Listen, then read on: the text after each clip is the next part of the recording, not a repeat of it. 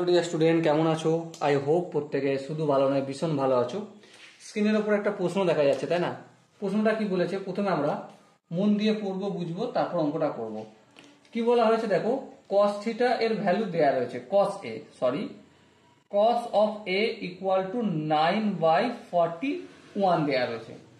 নির্ণয় কি করতে হবে? tan এ আর হচ্ছে আমাদের cosec এ। সো লক্ষ্য করো, আমরা cos থেকে যদি tan এ যাই, এর ফর্মুলাগুলো কি? আমরা কি ডাইরেক্ট ফর্মুলা যাব? না, তার জায়গায় একটা কাজ করব। আমরা কি জানি, sec স্কয়ার থিটা বা sec স্কয়ার এ মাইনাস tan স্কয়ার এ ইকুয়াল টু 1 জানি। হ্যাঁ ঠিক। এবার দেখো sec স্কয়ার এটা যেমন আছে তেমন রাখলাম, এটা সমানের ডান দিক থেকে বাম দিকে আনলে -1, আর tan স্কয়ার এটা সমানের অপোজিট দিকে নিয়ে গেলে প্লাস tan স্কয়ার এ। এবার এটা কি যদি আমরা একটু ঘুরিয়ে লিখি, tan স্কয়ার এ ইকুয়াল টু কি sec স্কয়ার এ। আচ্ছা, sec স্কয়ার এ মাইনাস 1। আচ্ছা, sec মানে কি 1/cos স্কয়ার এ মাইনাস 1। হ্যাঁ ঠিক। এবার দেখো 1/cos মানে কি 9/41 তার হোল স্কয়ার মাইনাস 1। এটাই কি হয়ে যায়, টুক করে ঘুরে যায়, 9 স্কয়ারটা নিচে থাকে আর 41 স্কয়ারটা উপরে চলে যায় -1।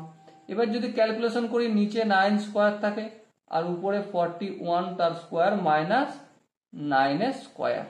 এরপর দেখো যদি ক্যালকুলেশন করি, a square minus b square সূত্র পড়ে যায়, তাহলে a plus B into a minus B. আর নিচে যেমন 9 স্কয়ার আছে 81 করবো না, আমি রেখে দেবো। এটা সবগুলি কি tan স্কয়ার এর মান পাচ্ছি।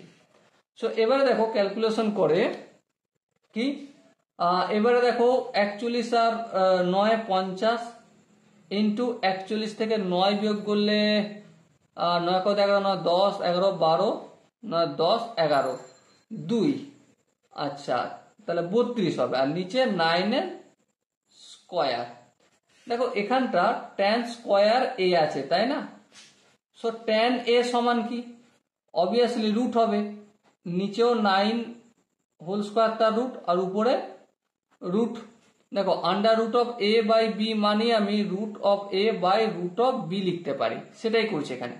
50 মানে কি 5 গুণিতক 5 গুণিতক 2, আর 32 মানে কি 2 গুণিতক 2 4 হলো, ফের 2 8 হলো, ফের 2 16 হলো, ফের 2 32 হলো।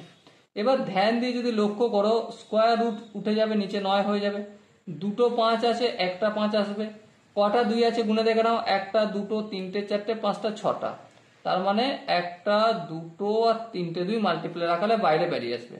সো কি পেলাম আমি, 5 2 দুগুণে 4, 4 দুগুণে 8, 5 8 40 আপন 9 পেলাম tan এ এর ভ্যালু।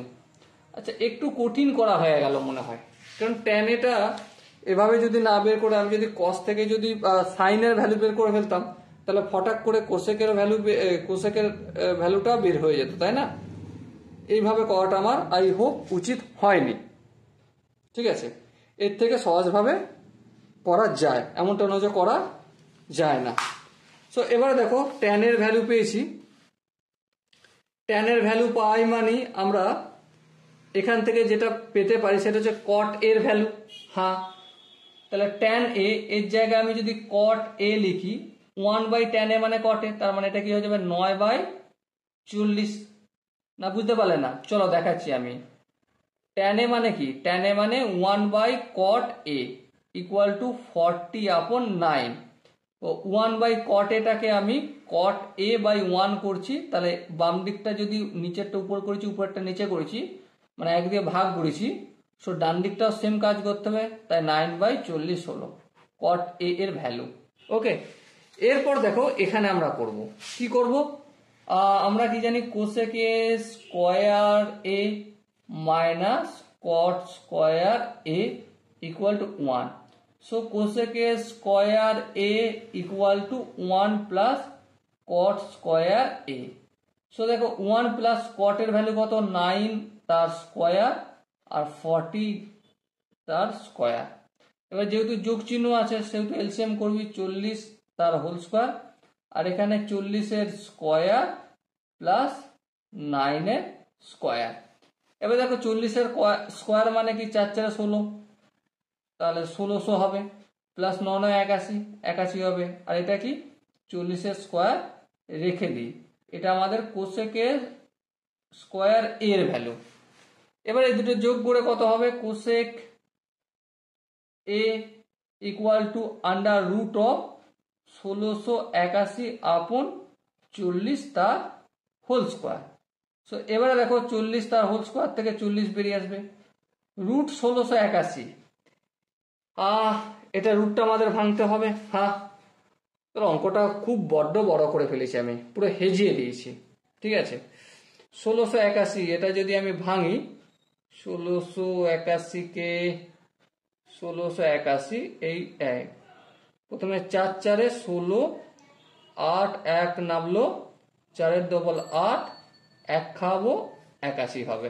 চলো 41 গুণিতক 41, তার মানে কি 41/40 হবে কোসেক এ এর ভ্যালু। ওকে, আই হোপ প্রত্যেকে কিভাবে কোশ্চেনটা সলভ করেছি বুঝতে পেরেছো। যদি কোনো জায়গায় বুঝতে অসুবিধা থাকে তো অবশ্যই কমেন্টে জানাবে। ওকে, সো দেখা হচ্ছে নেক্সট ভিডিওতে, ততক্ষণ পর্যন্ত ভালো থেকো, সুস্থ থেকো এবং জয় হিন্দ।